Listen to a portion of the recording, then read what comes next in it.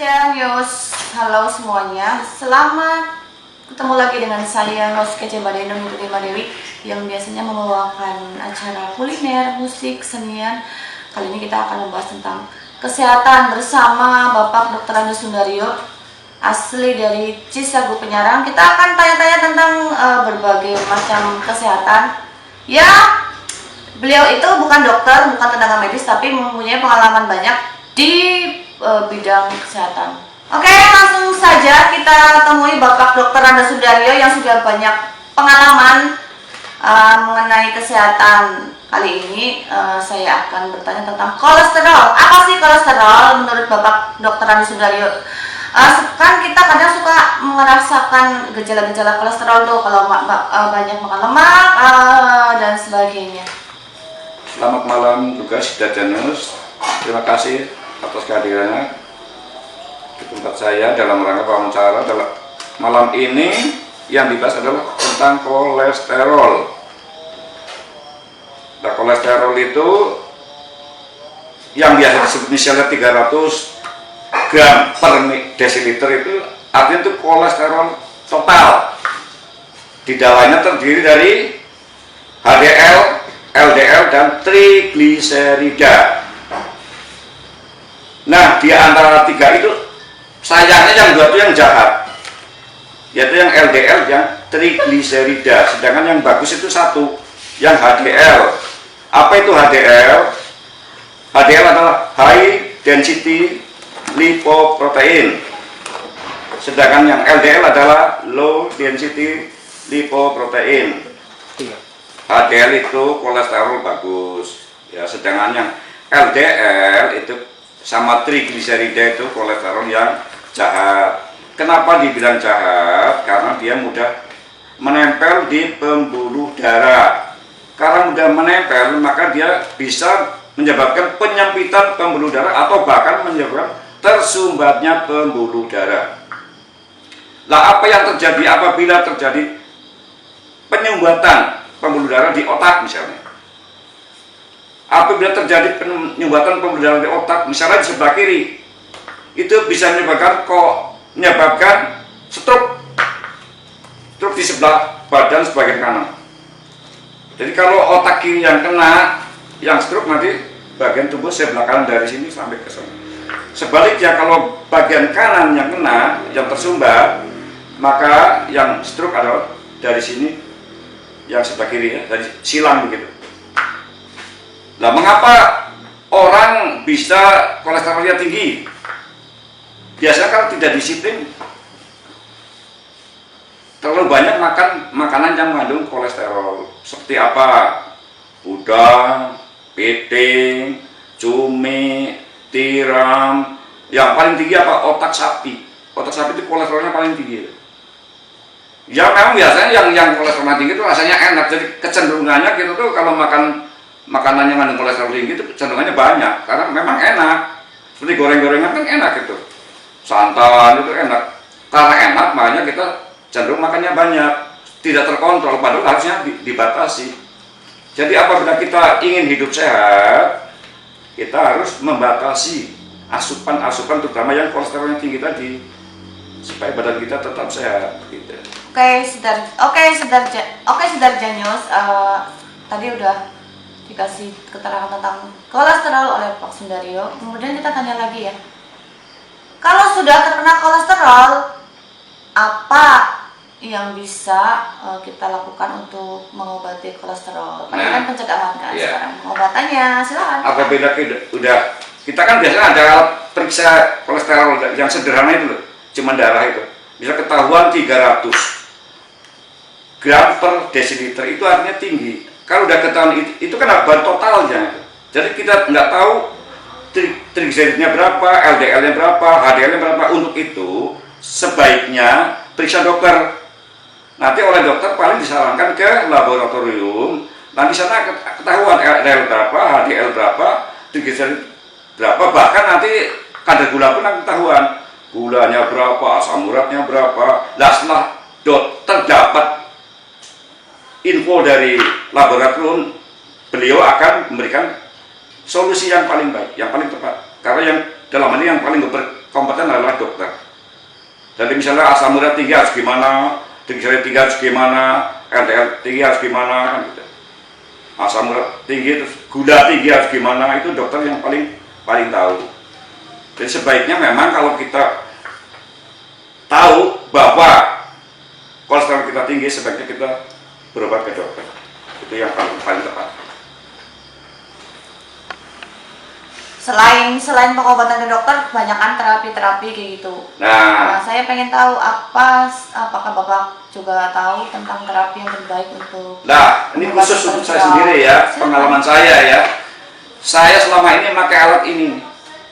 Alat ini saya ciptakan. Alat ini saya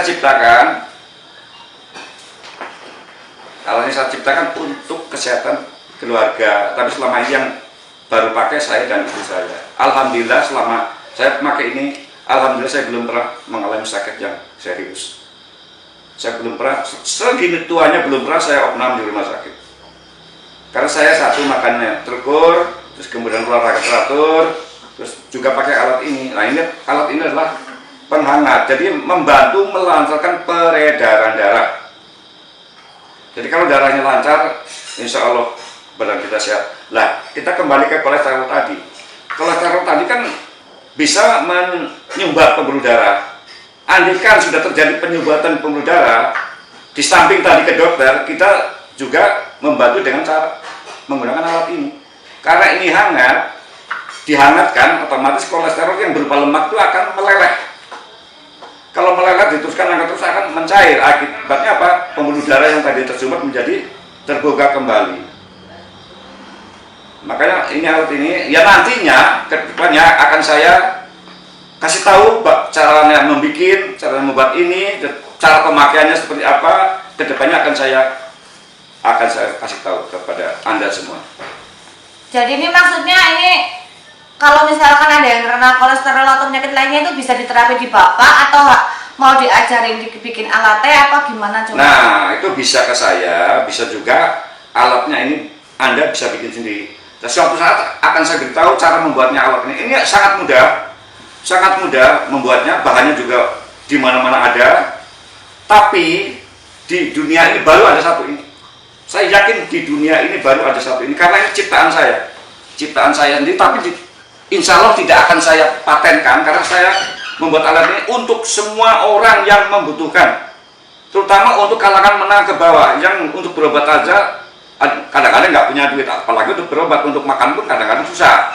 Nah, orang-orang semacam itu terutama yang nantinya menjadi sasaran saya untuk menggunakan alat ini. Sahabat Sidarja News dan semua penonton Sidarja News yang setia sekali, ikuti terus Sidarja News karena nanti akan dikasih bocoran tentang alat tersebut. Jadi buat teman-teman nggak usah khawatir yang punya kolesterol nanti yang nggak punya duit, bisa nanti diajarkan atau dikasih tahu trik-trik membuat alat tersebut. Jadi ini adalah suatu kegiatan mulia ya buat teman-teman. Menolong orang kan nggak harus ngasih duit, menolong orang nggak harus ngasih makanan, ngasih ilmu juga itu luar biasa.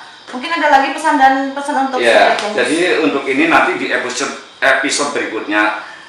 Tadi perlu saya tambahkan, seseorang dikatakan kolesterolnya tinggi kalau udah berapa? Itu kalau sudah mencapai 200 mg per desiliter itu dikatakan, di atas itu dikatakan kolesterolnya tinggi. Sedangkan kalau 200 ml 200 gram per desiliter itu dikatakan masih normal. Tapi kalau di atas itu sudah dikatakan tinggi. Jadi kalau udah diperiksa ternyata hasilnya di atas 200, harus mulai berhati-hati, harus disiplin mengatur makan, jangan berlebihan, olahraga teratur. Pokoknya pola hidup teratur lah ya. Olahraganya teratur, makannya jangan berlebihan, terutama yang kandungan kolesterol yang tinggi. Sebab nanti kalau udah terlanjur terkena itu, nanti penyumbatan di jantung, terjadi jantung koroner, itu bahaya sekali. Kadang-kadang kita mendengar orang yang tadi pagi sehat kok sorenya meninggal. Nah itu kadang-kadang dia terserang jantungnya, tiba-tiba tersumbat jantungnya sehingga asupan oksigen, nutrisi dan lain-lain diperlukan oleh jantung tidak nyampe. Kenapa? Karena darahnya tersumbat. Sedangkan itu semuanya yang dibutuhkan harus diangkut oleh darah. Oksigen, nutrisi, vitamin dan lain itu kan diangkut oleh darah, termasuk juga yang ke otak. Makanya kalau otaknya, darah ke otak tidak lancar, terus oksigen tidak lancar, akibatnya stroke tadi. Maka hati-hatilah kita, lagi kita masih pelihara kesehatan kita dengan cara berpikiran yang baik, disiplin, makan yang benar, jangan berlebih. Orang bijak bilang begini, segeralah makan sebelum kau lapar, berhentilah makan sebelum kau kenyang. Artinya apa? Jangan berlebihan, makan secukupnya saja. Lah secukupnya berapa? Ya kita ukur sendiri lah. Kalau misalnya pekerja di kebun, di sawah, dengan orang yang kerjaan cuma duduk-duduk nulis, ya beda lah. Kalau kerjanya keras, mencangkul, itu tentunya makannya harus lebih banyak dibanding kita yang cuma duduk-duduk nulis. Nah, kalau kita makan udah terasa kenyang, udah berhenti. Jangan karena enak dia terusin. Misalnya makan sate 5 tusuk udah cukup lah. Jadi kebanyakan kali kita ya 10 tusuk, bahkan ada yang 20 tusuk. Karena apa? Karena enak. Gitu. Nah itu yang kebiasaan seperti itu yang tidak baik.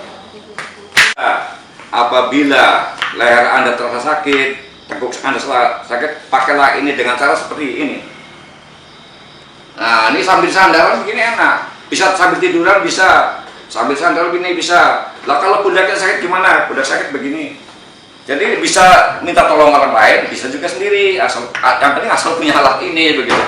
Ini. Nah kalau misalnya sakit perut, kembung begini.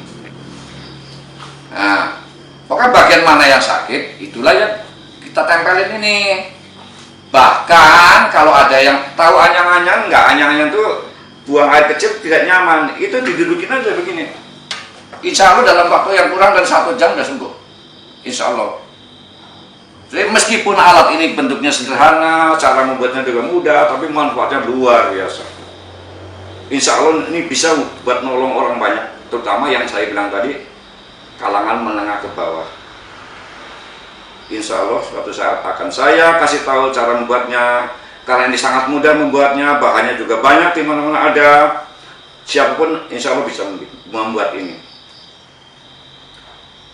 Jangan lupa panteng channel saya di YouTube Sunda Rio.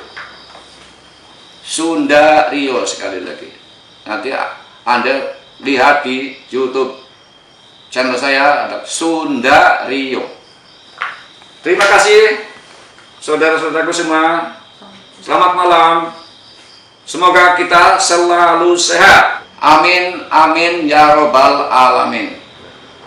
Oke teman-teman Sidarjanus, tunggu lagi episode kedua tentang alat pencegah atau pengobat kolesterol. Makanya selalu ikuti Sidarjanus, jangan lupa ikuti, buka Facebook Sidarjanus, klik ikuti dan sukai. Nanti kamu dapat berita-berita yang sangat oke bersama host kece Mbak Dewi Nunita Dewi. Dari saya sekian dulu Sidarjanus, mantap.